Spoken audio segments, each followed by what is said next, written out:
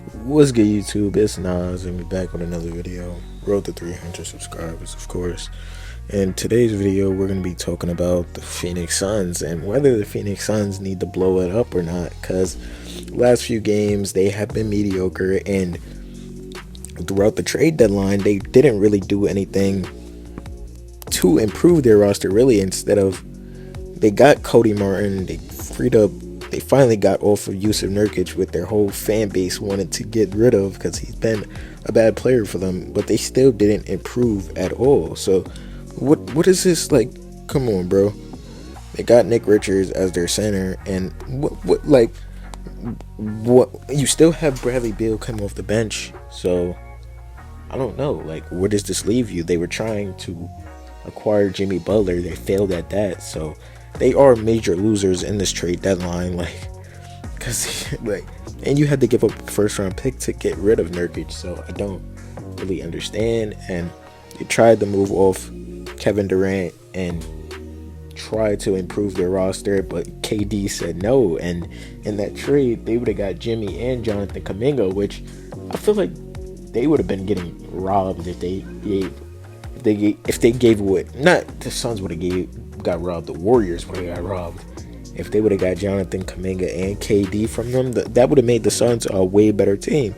Then you're hearing now that Devin Booker wants to stay a Sun for his entire career, so that's good to hear, I guess. But this season, they're not really that good. Like, they are the 9th seed. There's a lot of people fighting in, trying to get that 8th seed, the fucking 9th seed, even the 7th seed. Like, it's all a close race. So I don't know. You got the Thunder at 1, the Grizzlies at 2, the Nuggets at 3, the Rockets at 4, the Lakers at 5, the Timberwolves at 6, the Clippers at 7, and the Mavs at 8. Wow, the Mavs passed the Suns.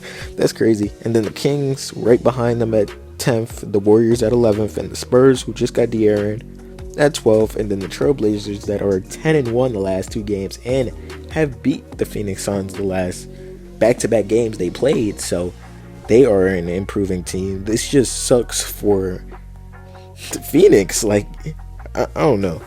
The Suns would have got better, bro, but they didn't. They gave away. It's basically the same lineup. You still got, I don't even know who they run. They got Tyus Jones, they got Devin Booker, they got Ryan Dunn, they got KD, and they got Nick Richards, who they got from Charlotte, who was a great pickup for them. Don't get me wrong, they needed a center, but they still really don't have a center, because I do not consider Nick Richards as a starting caliber center. He's just not, bro. Let's just keep it real. He's not. But KD is obviously gonna come back soon, and KD has been playing good this season. Like, he's averaging, I'm pulling up his stats right now.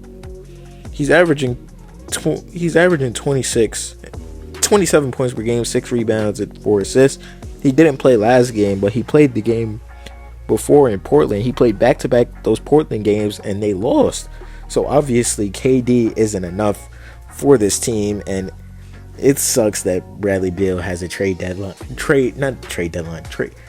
clause, because Bradley Beal literally said that his family was good in Phoenix. So I'm not going nowhere. Why do I move my family for you? Like, it makes sense from Bradley Beal's perspective, but for the Suns, this just fucking sucks.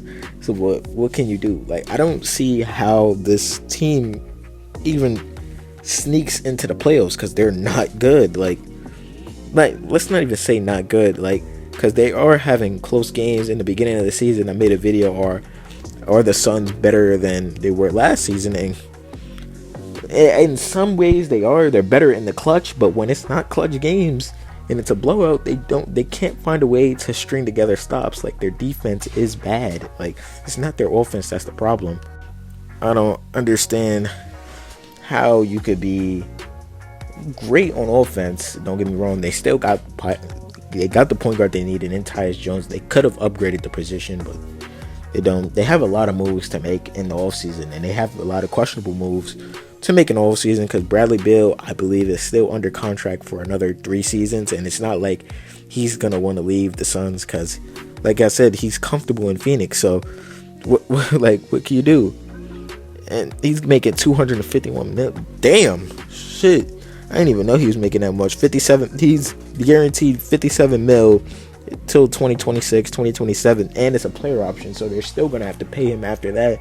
So there's no getting off that contract unless Bradley Beal feels that there's a team he wants to go to. And it has been a disaster. Like, I know if the Suns will go back, they would not trade for Bradley Beal. But the last 2 games, Beal has stepped it up. He has 25 back-to-back games against Portland and OKC, but it doesn't seem to be enough. And this season, coming off the bench for the first time in his career, he's averaging 17.5 points per game, 3 rebounds and 3 assists, playing 32 minutes a game. He's still playing starter minutes, don't get me wrong. Like, it's not like he went to the bench and he's not getting his normal averages, because he only averaged 18 points last season on basically the same minutes. He's just coming into the game and not passing. It's Bradley Beal's offense when he comes in the game. Like, there's no ifs, ands, or buts about it. Like, you know what's going to happen when Beal comes in the game. He's going to go get a bucket. He's not looking to get his teammates involved, which they shouldn't, but hey man, I'm looking at this trade. Like, they if KD wanted to go back to the Warriors, if Draymond didn't do that fuck shit when they played against the Clippers, if I remember that game, the Suns would have actually got better this trade deadline. And oh man, like, do y'all think the Suns make the playoffs this season? I can't see them making the Suns this playoffs. They know they're going into the second half of the season with basically the same exact roster, except for some new additions and a backup point guard if you want to play Micic like that, and a good defender or a great defender in Cody Martin, which he's going to bring defense to their team, I guess. It's small improvements. I don't understand. And I'm looking at this shit right now. The Suns record with KD is 24-15, and then the Suns without KD, they're 1-10. That just shows how much Kevin Durant brings to this Suns team. Like, without him, they would be garbage, bro. They would be garbage. There's nothing you could do. Like, I don't know. This is all because of a trade deck. This is all because of a fucking trade clause. The Suns didn't get better, and it's a shame of how much they have really fallen off from a couple years ago. A couple years ago, they were finals threats.